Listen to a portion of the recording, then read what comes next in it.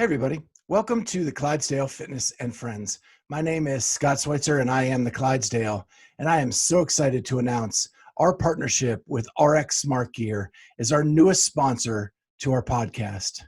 I have been a user of RX Smart Gear for a long time. If you weren't with us in the last episode, there is my first ever RX Smart Gear jump rope. I got this at the 2014 Central East Regionals. And the best part of that was at the time, I was getting about, 8 to 14, 15 double unders at a time. I worked with one of their specialists at their vendor booth at the regional that year.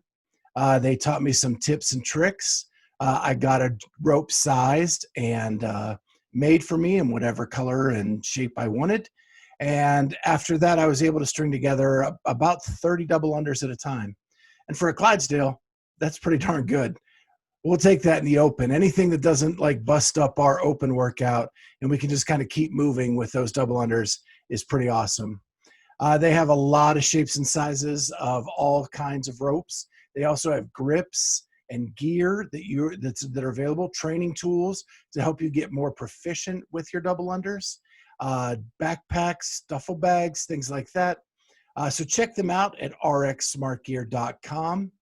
And we hope you like it because every one of us on this podcast use RX jump ropes, and we use them to get our double unders down, and we hope it helps you too. Thanks a lot. And now we'll get to our latest episode with Jenna Cannon. We hope you enjoy that, and we'll talk to you soon. Hello. Hey, Jenna. Hi, Jenna. Hi. How are you? Good. How are you? I'm great. Thank you so much for joining us. I Yeah, really of appreciate you course. taking the time. Yeah, no problem. My name is Kat. Hello. Hello. And I'm Scott. Hi.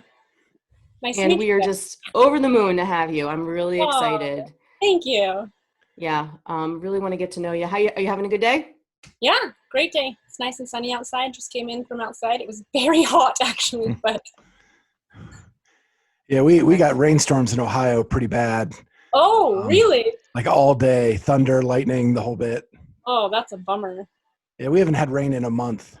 Oh, So, well, there you go. everybody's kind of dancing about it, but it came hard. That's great. And I'm in Delaware, and we also just had some storms come through. So it was a nice little light show here a little bit ago, but hopefully it'll be quiet now for the podcast. My house is not quiet. I have 2 children running around, so I apologize for that. Hey, that's all right. Yeah, we heard about those 2 children. We're going to talk about them too. So Right. let's just get into it. Are you cool to get started? Yeah, of course. Awesome. Okay. So Jenna, we all know Heber. This is a sort of a CrossFit-based podcast, right? Yeah. So we know your husband, and, me being a fan of his and the work that he does, I started following you on social probably maybe a year ago.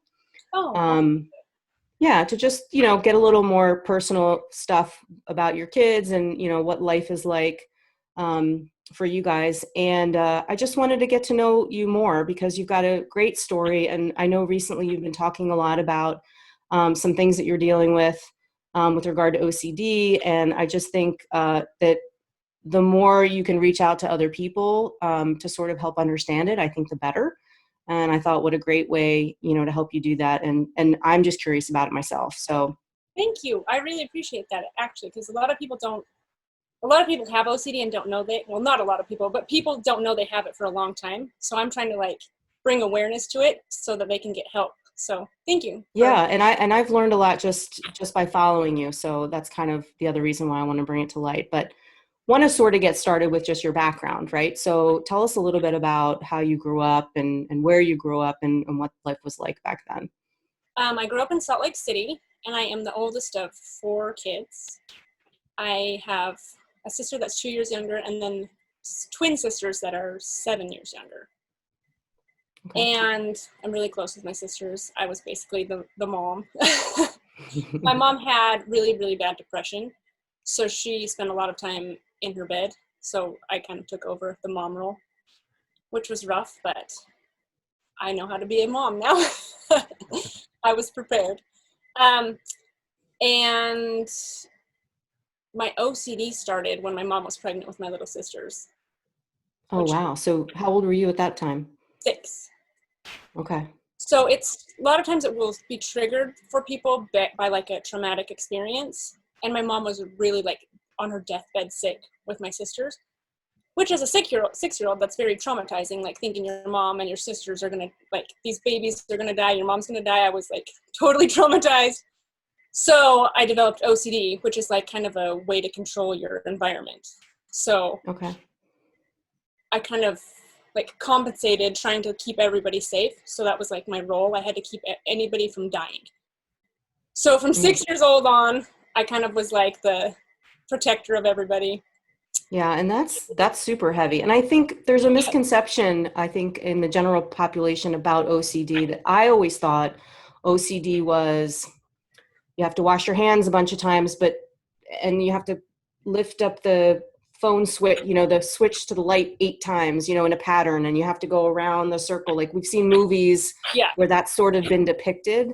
And so I was surprised and sort of enlightened to hear that, OCD takes many different forms, and that you've got certain things about you and your OCD that are quite unique, or maybe not unique, but sounded new to me that I hadn't, necessarily thought of before.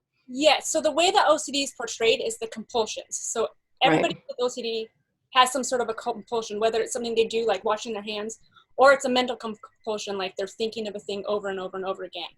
Or so OCD is based on like the compulsions, and that's what we see, because we don't see the things in people's heads. Sure. And the reason was somebody with OCD does a compulsion is to get a bad thought out of their head, an intrusive thought. So let me give an example. Like everybody has intrusive thoughts. Like you're walking down the street and you think, what if I jumped in front of that bus? Like everybody thinks random stupid things like that. It's just the brain has thoughts all the time. So with OCD, that thought will get stuck and it will not go away, like over and over and over again. Like you think you're a bad person, or you don't, like, literally it's like there's a neural pathway problem. So like that thought is just stuck on that pathway and it's like in your head over and over and over again. So then a person with OCD is like, I got to get rid of this thought. What do? I can't think of that all day long. It's miserable. So then they do a compulsion, which could be like, I'm going to make sure I never walk down the street ever again, so I don't ever accidentally jump in front of a bus. Or I'm going to make sure I say 10 prayers in my head to make sure that I never do that. So the reason we do the compulsions is to get rid of those thoughts, because they don't have a pathway to get through. Like a normal brain, that thought will come and go, and it's totally normal. But OCD thoughts just get stuck, and it's like there's no way to get rid of them without doing a compulsion. Okay. So then what was that like at 6 years old to have to sort of deal with that, right? So I started just developing compulsions kind of based on what I was seeing around me. Like, so my sisters got born in the hospital and they were preemies, and we had to wear masks to go see them. We had to wash our hands. So I developed like, wash my hands. Got to wash my hands all the time, because that prevents people from dying. So I saw that and it like connected. So I washed my hands all the time. I had to keep everything sanitary to protect everybody. And I think a lot of that stemmed from seeing my sisters in the hospital. Like we had to be totally sanitary or else they were in danger. So that was rough because I did some really weird compulsions. I felt my sister, like I thought everything was poisonous.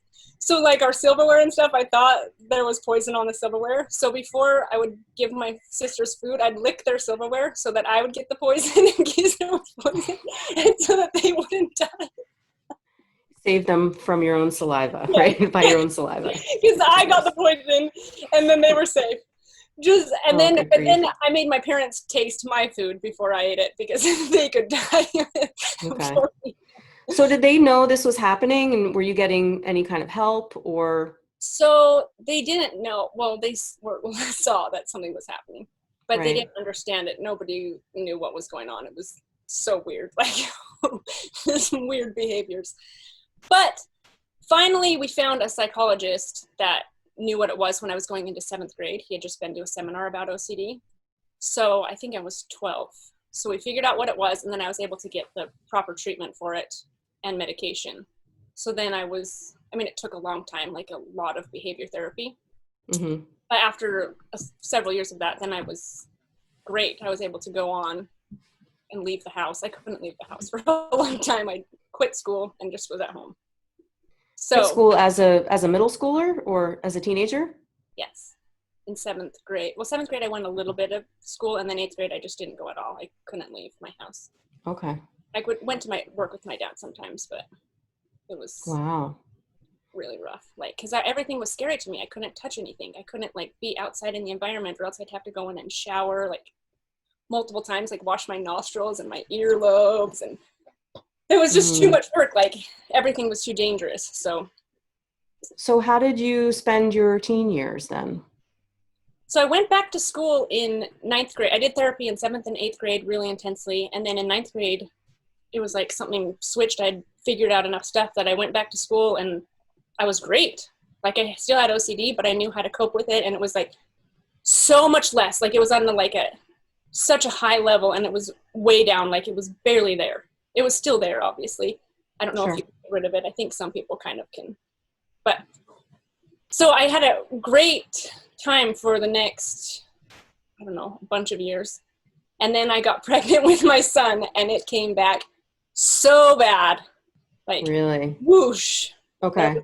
Again, really bad. So take us through just sort of how you and Heber met, and how did that happen? My sister and Heber worked at a call center together, and he was doing film for school. So he was doing a little student production, and he needed a lead role for it. So my sister was going to go to his little casting call that he was having. And so I went with her, and that's how we met. I got the role in his movie. Oh, okay. Was it sort of love at first sight? No, he had a girlfriend. Okay. And she was like helping co-direct the movie with him. So it was nothing for me. I mean, I thought he was attractive, but he had a girlfriend. Right. So. Okay. So we hung out, we became friends, and then his girlfriend decided she was going to go on a 3-month study abroad or something. So they decided they'd date when she was gone. And so he asked me out, and then he didn't date anybody else. we went out, and then we dated for the next 3 years and then got married. Wow. Okay. So you got married in 2009? And did you say Heber worked at a call center? Yes, I love it. For Gold's Gym. He did collections for Gold's Gym. That is priceless. It is perfect. Yeah, perfect. And the drawer of his desk was filled with candy. Every candy, like all the chewy candies you can imagine. So I'd ask him how work was, and he'd say tasty, because he just ate candy all day. That's great. Yeah. So when did you move to California? 2010, I think. So before you had Maverick. Yes. Okay. Yeah. So take us through that little timeline just to keep me, I'm very linear. I need the timeline. So to keep straight. 2009, we were in Salt Lake. Then we moved to San Jose in 2010. We were there for about a year. Then we moved to Santa Cruz. Okay. And we were in Santa Cruz until a year ago. Oh, wow. Okay. And before you had kids, were you working at all? Yeah, I actually worked for CrossFit HQ doing graphic design. Oh, did you? Yeah. So you were both there? Yeah. Love it. Oh, I did not know that. Very cool.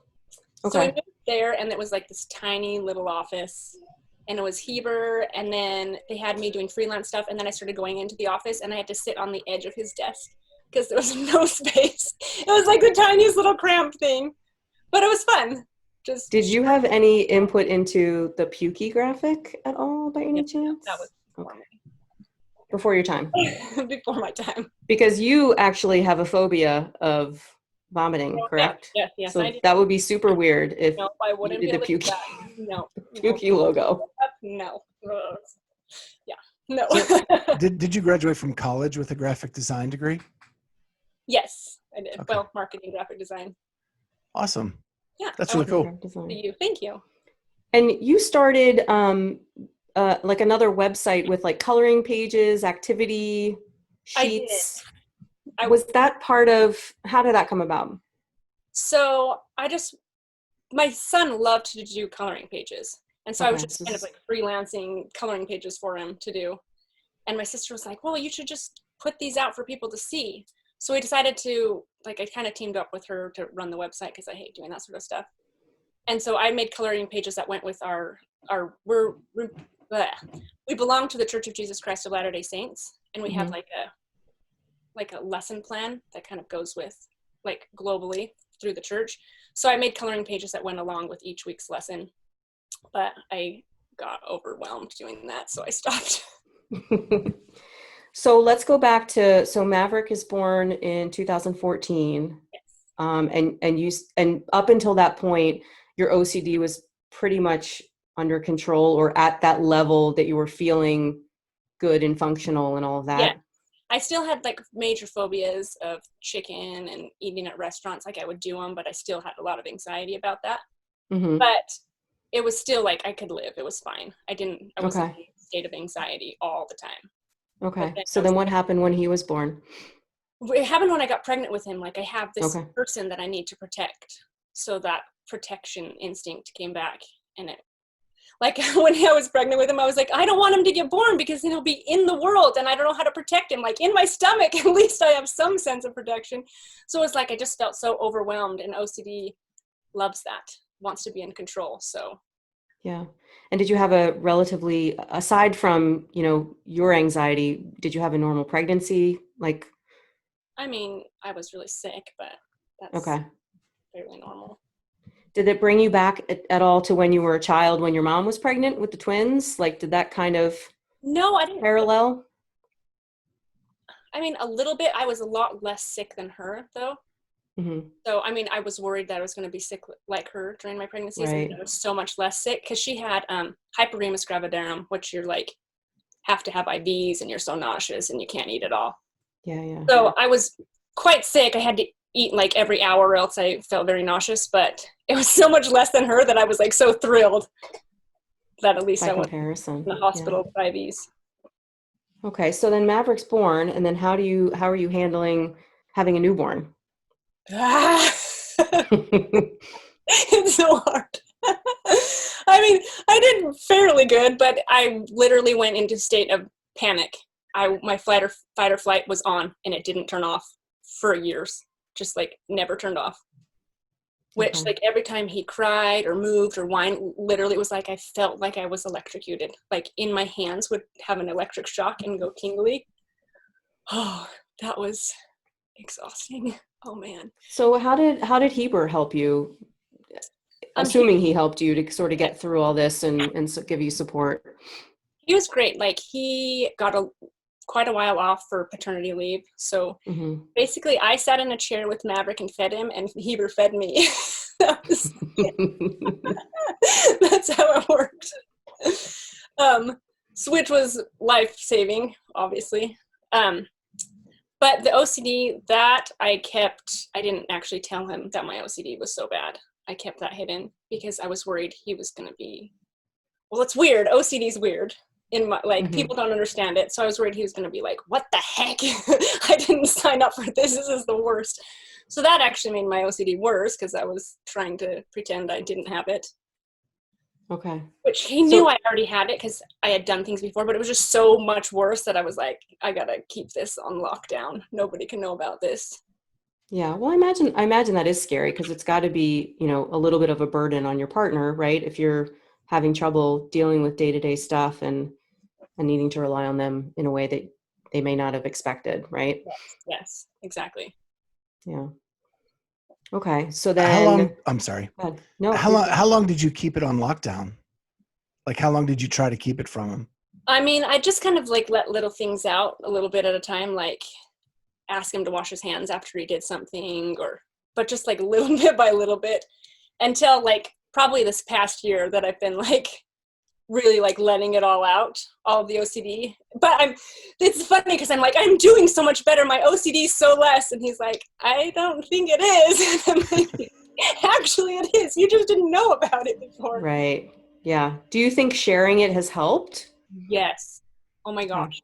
It's helped so much because I used to go out with friends and I just felt like an alien. Like I have all these fears. I'm noticing every time everybody touches everything, every cough, every noise, I'm just noticing so many environmental factors, everything that's happening. And it's just like, I'm in a state of panic, and everybody else is just like happy and having fun. So I felt like the biggest alien. Like I don't fit in anywhere because everybody's happy and I'm miserable.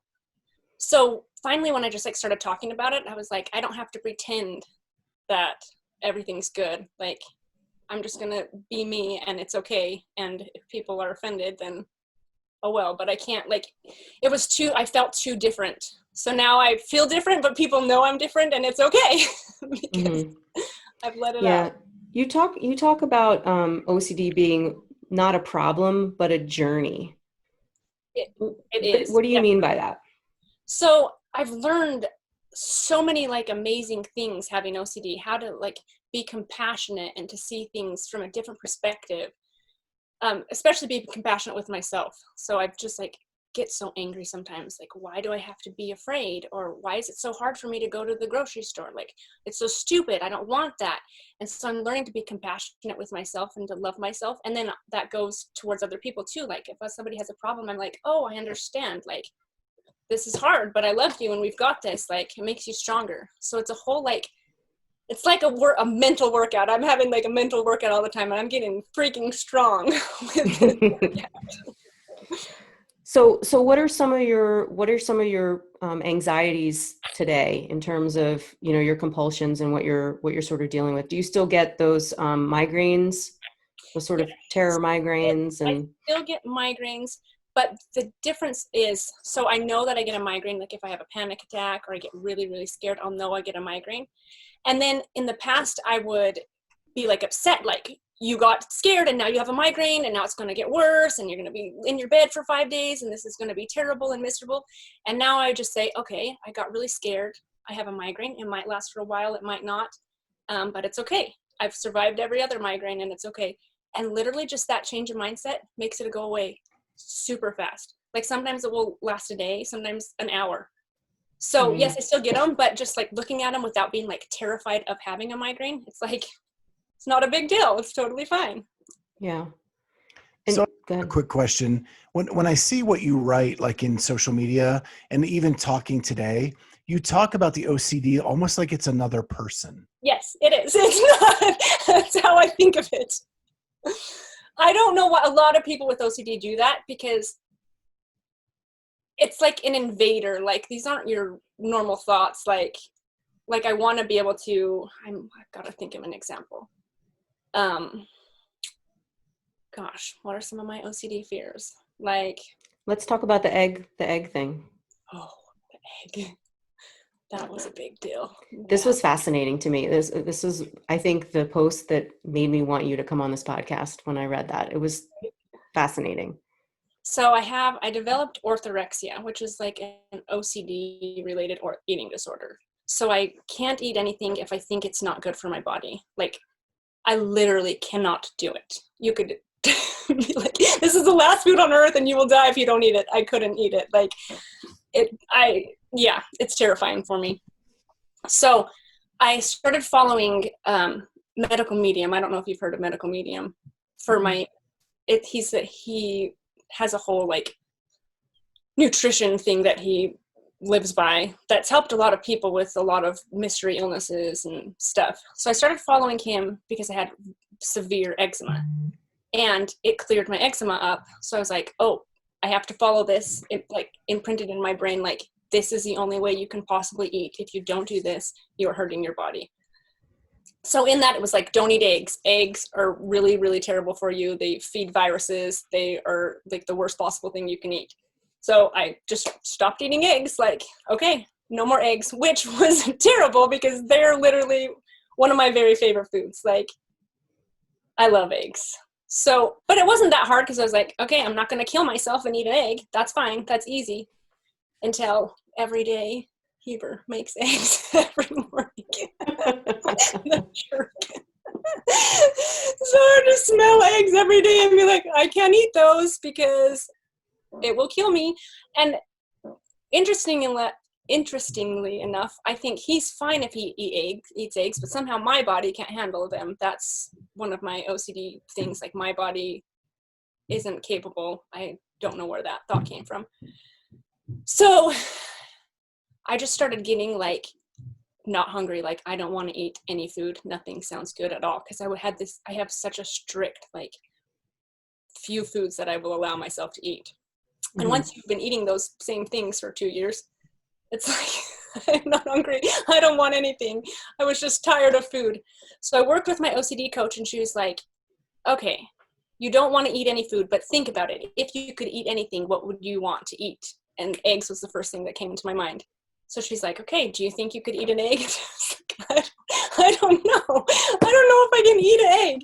So we went through it. She coached me through it a bunch, and I got the courage to be able to eat that egg. And literally, I cooked myself the egg. I was terrified, and I took a bite, and I just started weeping. Like, Mhm.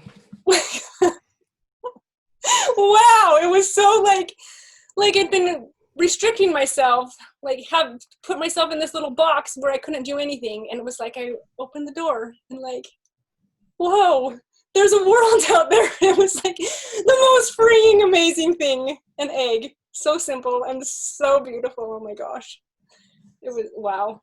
That's awesome. So is it still something you struggle with the eggs? Like, do you have to repeat that Yes, every time you go to eat one? yes, I've only eaten them a few times, and I feel really guilty when I eat them, like I have a knot in my stomach, like I've hurt my body, I've done something wrong. So I'm Mhm. working through that.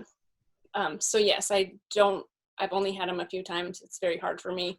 I was wanting to have eggs today, and then I just couldn't do it. Like, didn't have the courage. So Okay.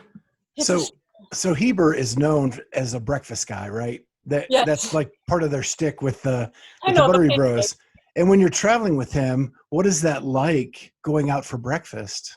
Oh my gosh, breakfast's hard for me. Usually I just bring a bunch of fruit from the grocery store and eat it, because it's also scary for me to eat fruit at restaurants because I think it has food poisoning on it. So I just bring bananas and apples. Recently, I also had a thing where I could only eat raw.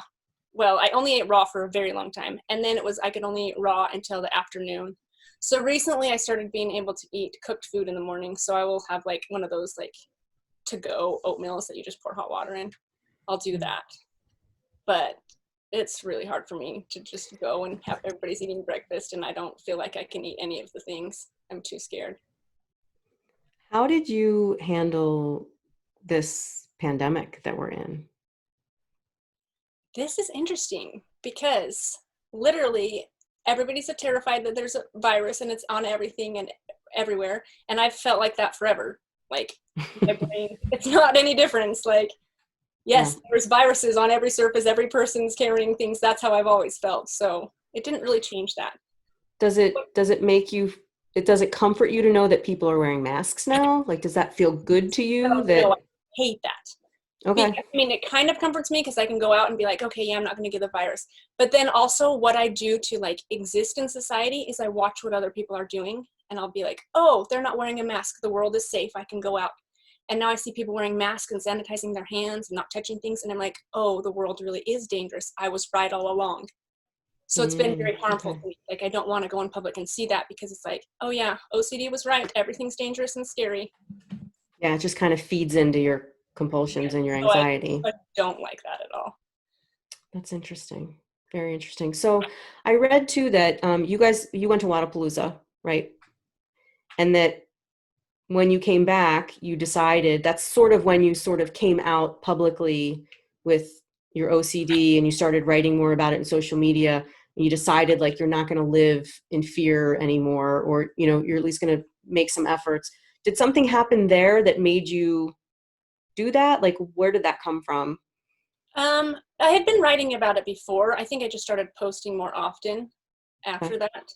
Um, and literally it just came from like, so before when I did first my initial post about OCD, I was driving home and like I had this like inspiration, like, yes, I'm afraid of all the time, but I'm stronger than that. And so I just felt like I should get that out there because there's a lot of people that have these things holding them back, but we're all so much stronger than we know. So I started writing about it then just to like get it out there that we're stronger than we think we are. And I wanted other people to realize that just for some inspiration. And then at Wadapalooza, I was really feeling like an alien. And just being out with a bunch of people, like feeling like an alien. So I was like, I can't be an alien anymore. If I share more about this, then at least people will know that I'm no weirdo, but it's okay. So I think that was kind of the trigger from Wadapalooza. Like, I just wanted to not feel like I was hiding out in the open, if that makes any sense. Yeah. So you were just really uncomfortable being around that chaotic sort of environment, and you thought, like, I have to get better at this. Yeah, and if I just tell like people are aware that I'm anxious in this situation, then I won't have to pretend that I'm okay, and it won't be like hidden inside that, like, festering, making me feel even more anxious. Mm-hmm. Yes. How do you deal with Heber traveling so much? Because I'm sure you don't get to go with them all the time. Yeah. Right? It's hard. It was a lot harder when we were in Santa Cruz because I didn't have any family around. So we're in Utah now, and my parents are here and his parents are here, and so I've gotten kind of used to it, I guess. We just Mm-hmm. hang out with our family, and it's fine. I mean, it's the hardest part for me originally was he would travel, and then I see his blogs and he's having so much fun, and I would feel jealous because I would want to go, but at the same time, it's so scary and hard for me to travel that I was like, I can't actually do that stuff. I can't go out and travel with him and have all those fun times because it's too hard. I have too bad of anxiety. So that was the worst part that I've, like, come to terms with. Like, it's okay. I'm getting better. My OCD is getting better, and then I can do those things eventually. And for right now, like, I'm glad that he can go and do those fun activities where I can't. It's just too hard for me. My anxiety is too bad. And when he comes home, do you just want to, like, decontaminate him before he touches everybody? Yes. Yes, I do. Okay. You know what's funny? So Scott and I were we were in Fort Wayne this past week, and and Heber was there, and I had the opportunity to spend a little time with him and Mars and Julian at like the after party, and he's really kind of introverted. Heber is? I thought so. I felt like, and maybe it was just because it was a long weekend and he had, expended all that energy, but I feel like if he doesn't know you very well, like, he's just kind of a little more low key. He's like an introvert extrovert, and he's very Right. good. Like, he's a show person. Right. So he'll put on a show like that, and he can have all the energy in the world and be outgoing and excited if, like, he needs to for a show. But otherwise, I think he just kind of observes. So yeah.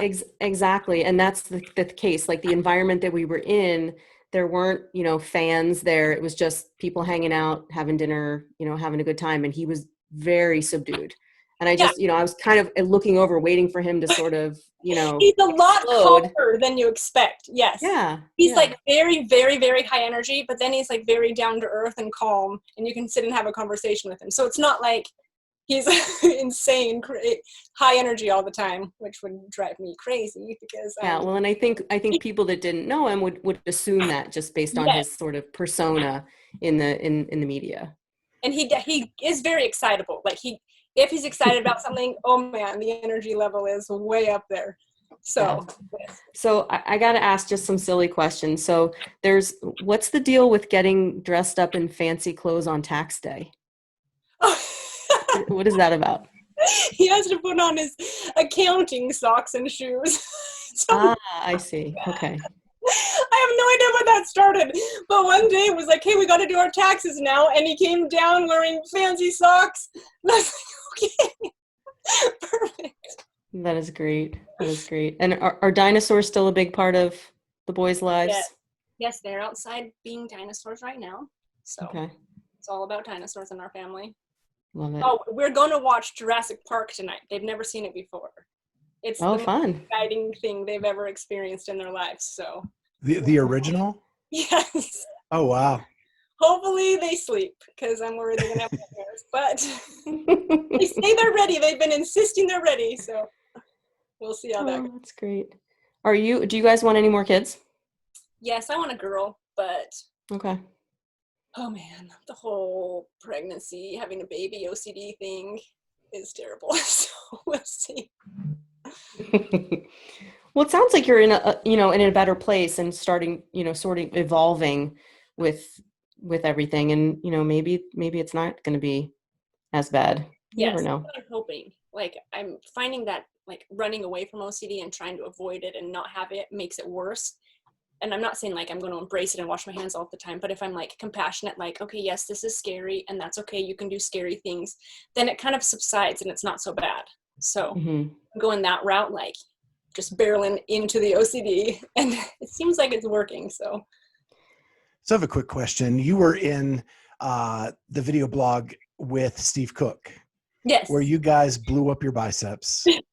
And going into that, you were really kind of standoffish, and didn't really want to participate. But then, like, you were very successful in that endeavor. Did you feel that change, and did it give you confidence at the end? Yes, actually it did a lot. At the beginning I was like, I don't want to be involved. I have tiny little arms. I don't want to, like, I'm not a fitness person. Like, I like to exercise, but that's not my thing. And then they were doing it and Demi was doing her curls and I was like, well, I can curl the same amount of weight as she can. So I guess maybe I'll join in a little bit. So I started doing it a little bit and I still felt silly, but I was like, who cares? I'm just going to have fun. I like changed my mindset. Like, it doesn't matter that I have tiny arms. Other people have tiny arms too. I'm just going to enjoy myself. And when I had that mind shift, then I was able to jump in and have fun. Although I really was terrified that my veins were going to bust. I was so scared. But it was fun. Yeah, you looked like you were having a really good time on that one. Yes, yeah. Once I kind of shifted my perception, then I was able to have fun. Now, where did the hi honey come from? Marston started that. He said that Did in he? one of Okay. our episodes, and Heber and Finley and I were watching the episode, and Marston said it, and Finley started laughing hysterically. And we're like, why are you laughing? And he said, he just said hi to that sticky brown stuff. Oh, Glitter and honey. that's cute. So then we loved that so much. Heber just started saying it all the time too. It's sweet. I mean, every time he says it too, I assume it's for you guys, and it's really endearing. I said to Heber one time, I said, every time you say hi, honey, I'm just imagining you're really saying it to me. And he said, well, I am saying it to you. That's what it's for. I think that's what we're all imagining too. So he got you there. Let's talk about your piano. Are you playing? Oh, I play the piano. I love the piano. That's like my go-to if I'm sad or upset or whatever. I play the piano. I write music, actually. One day I'm going to start sharing that. Oh, really? Yeah. Very cool. What kind of tunes do you like? Just kind of like pop country-ish, I guess. Okay. That's really cool. Yes. Songwriter. I have a problem. Like, I can't play what's written. Like, I have like too many ideas in my head. So like, I took piano lessons a little bit when I was younger, and my piano teachers would get so irritated because I'd start playing it and then I just create my own song, and they'd be like, no, you're supposed to play what's written there. And I couldn't do it. It was too hard for me because I had too many like other ideas. So I love playing the piano. That's neat. Do you sing? Yeah. Awesome. Oh, then we're going to stick around. I want to hear that for sure in the future. All right. That would be really cool. That. So talk a little bit about your faith and how maybe that's come into play with you sort of dealing with your anxiety. That's like one of my biggest helps. Like when I'm having a very big, like anxious experience, I just have to step back and think, Heavenly Father is in charge. Like, it doesn't matter what the outcome is. Like, he's not like, oh, I'm gonna punish you. He's not like a mean God who's trying to make us suffer. So if I step back and remember that, like, oh, whatever is happening, I'm gonna learn something from this. It's gonna be helpful in my life. Then it makes it not so hard, and it makes me like, okay, I can surrender control and just let whatever happens. And that I don't know how to possibly get through OCD if I didn't have that. Like, I can't fathom how I would survive. Like, because that's the only way that I'm like, okay, I can let go. I don't have to be in charge. Mm-hmm. So that's like my base for making it through. Do I you think that's, ever, oh, go I'm ahead. sorry. I think that's like an important concept for everybody, that surrendering it over is hard no matter what you're dealing with in Yeah. day-to-day life. That helps every time I do it. It's just so hard to take that step. It's so hard to surrender, right? But then it's like, oh, wait, it feels so much lighter now because you don't have to control everything. But yes, it's hard. Yeah. So Jenna, you mentioned you have an OCD coach. Is that different than a psychiatrist, a psychologist? Yes. So so this coach that I have, she's a naturopath and she has OCD. So Okay. she went through this whole process of like trying to, well, she didn't find out she had OCD for tons of years, and her story was like so hard. Like, it's so sad when people don't know they have OCD. So she discovered that she had OCD, and then she was in studying for naturopathy to become a naturopath. And she was finding that the remedies and nutrition and stuff was helping her with her OCD. And then she discovered that, like, when she went to the different therapies and stuff she was learning in her recovery was super helpful. So she combined that all together. I don't know if she has any sort of a therapy license or if she's just using all the things that she learned that helped her. How did you find her? I just Googled naturopath OCD because I was like, I want to do a different, I'm afraid of taking regular medicines.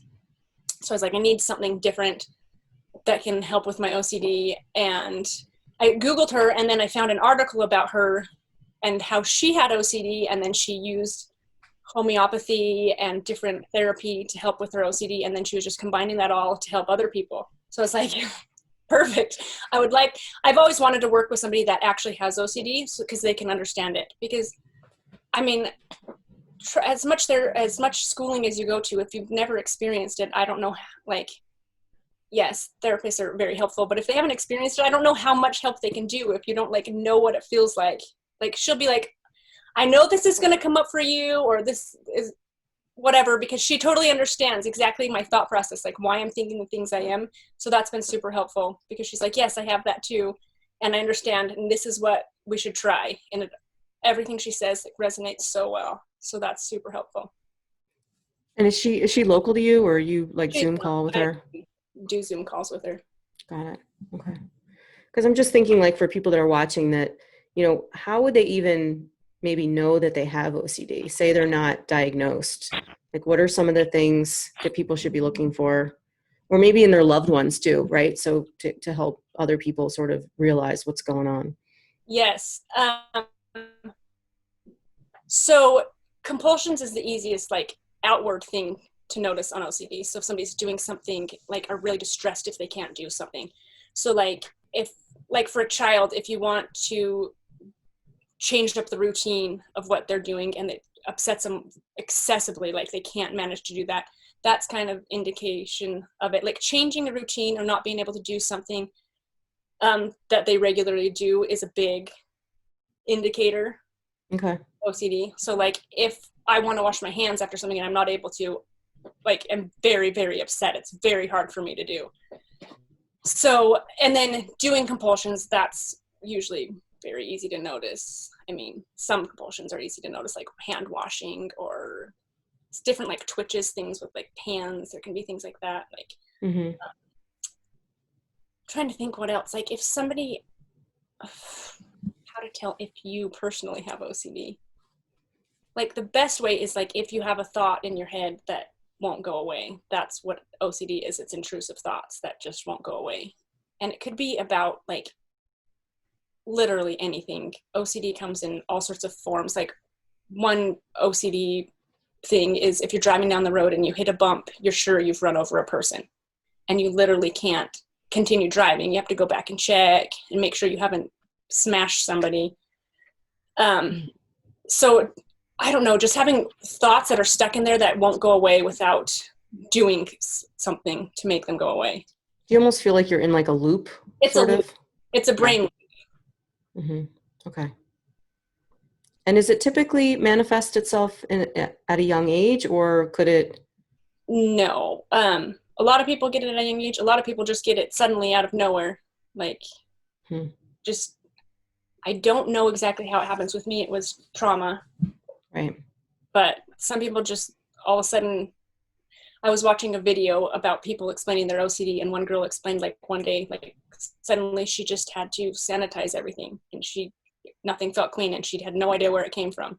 And it took her a while to discover that was OCD, but. Wow. Do your boys know that you struggle with it? Are they too young to figure it out?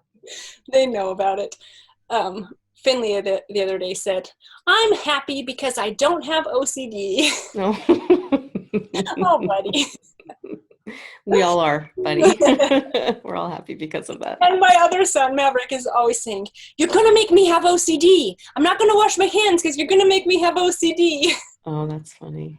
Well, it's not contagious, so thank goodness for that.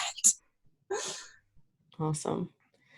So what's next for you? What do you think? Are you going to turn this platform into something bigger? Are you looking to just keep going? I don't know. I've contemplated starting a blog, Mm-hmm. but I'm not sure right now. I mean, you've got some resources in the family to help you with any of that stuff if you needed to, I do. Get on a platform. Yeah, I've been pondering it. I want to get, a lot of things seem super overwhelming. Like with my OCD, I have like perfection. That's another sign of OCD is perfectionism, like to the point of not being able to actually function. So I have that really bad, and I'm just kind of working through that. Like it's really hard for me to do anything, to start anything or complete anything or do anything because I won't have it perfect. So I just don't do anything. So I'm working on getting over that. And once I can actually do things, then I think I'll start a blog or something. But it's a work in progress, trying to actually even do anything like showering. I want to shower and be clean, but I'd have to shower at the perfect time of the day so I can make sure I stay the cleanest, and so things like that are just hard for me to do. So I'm starting to get better. Like, oh, I want to take a shower, and I'll just go take a shower, which is amazing because usually it's like 4 hours of thinking to be able to actually do it. So yes, once I can get the perfectionism down, I'll expand somehow. Not sure how yet though. Well, I'm really impressed that you have a full functioning family, and you're doing as great as you are with what seems to be very overwhelming, anxiety. So I just think it's awesome that you are where you are and that you're able to share it with others. Thank you. I appreciate that. Yeah, it's quite inspiring. Thank you. I'm blown away with your strength and the ability to share this at this point. Thank you. I'm so glad you came on our show because I think this is going to be great for a lot of people. Thank you for having me. Yes, I hope somebody is like, oh, that sounds familiar. Maybe maybe I know what's going on with my family member or something. Yeah. And so where can people find you? You're on Instagram. What is your Instagram handle? Jenna Cannon Imagines. Jenna Cannon Imagines. Okay, great. Yeah.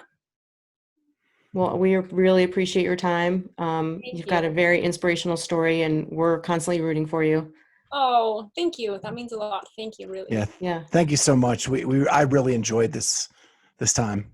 Good. Thank you. It was great to meet you guys. Yeah, and have fun watching Jurassic Park. Hopefully those boys will sleep for you. Hopefully. Yes, thank you.